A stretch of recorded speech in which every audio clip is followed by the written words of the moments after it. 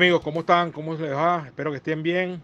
Bueno, un día como hoy, 14 de julio, pero de 1816, ocurre el fallecimiento de uno de nuestros máximos héroes, generalísimo Francisco de Miranda, en la prisión de La Carraca, en Cádiz, España.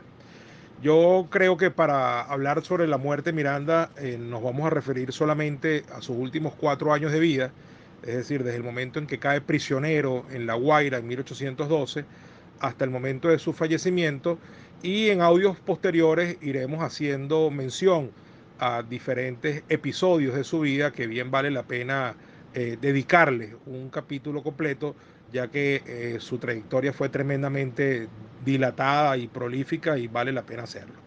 Eh, Vamos a empezar entonces por estos 4 años, donde empieza la caída de Miranda, su captura, prisión y muerte.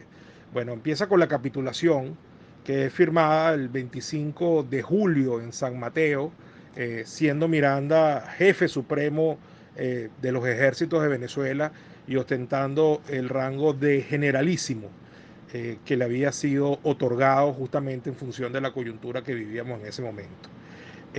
Llega a La Guaira en la noche del 30 de julio con la disposición de embarcarse al día siguiente hacia el exterior, sin duda alguna con toda la intención de reorganizarse y proseguir la causa de la independencia en mejores condiciones.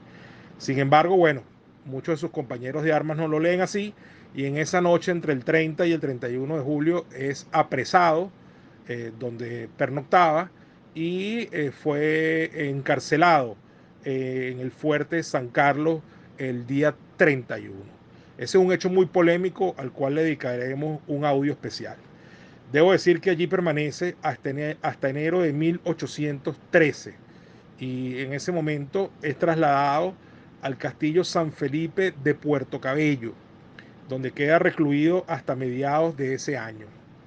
Hay que decir que en ambos sitios, es decir, tanto en La Guaira como en Puerto Cabello, Miranda estuvo en condiciones de reclusión muy arduas, muy duras, de hecho con cadenas y grilletes, lo cual por supuesto ayudó a deteriorar su salud de manera importante en esos años. Estando en Puerto Cabello, escribió a la Real Audiencia tanto en marzo como en mayo, exigiendo que se respetara los términos de la capitulación de 1812 que había firmado ante Monteverde. Y bueno, esto tuvo cierta buena acogida en el regente, pero no así en el propio Monteverde, que nunca estuvo dispuesto a cumplir aquella capitulación. En junio de 1813, Miranda es trasladado a Puerto Rico, eh, donde permanece recluido y recibe un trato bastante mejor, ya que el gobernador de la isla, Salvador Meléndez y Ruiz, lo admiraba. Y bueno, le dio pues un trato mucho más digno, e incluso lo llegó a visitar donde estaba prisionero. Eh, de allí escribe un nuevo memorial a las Cortes de Cádiz, otra vez exigiendo que se respete la capitulación, pero por supuesto pues todo esto es sin éxito, ¿no?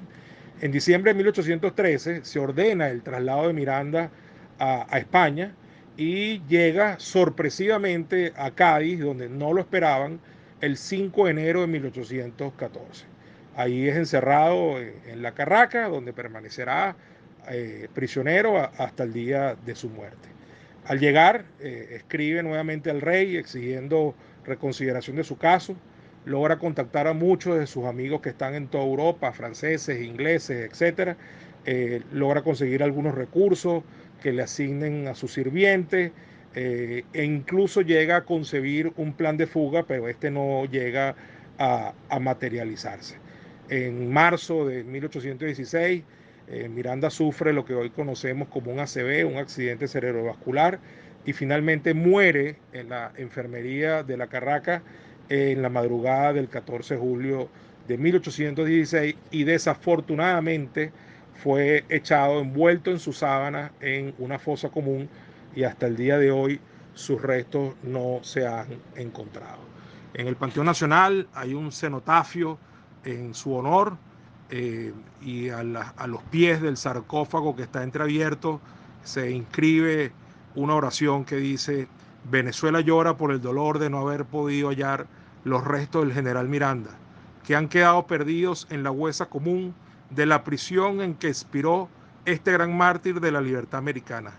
La República los guardaría con todo el honor que les es debido en este sitio que les ha sido destinado por decreto del presidente general Joaquín Crespo, fechado el 22 de enero de 1895.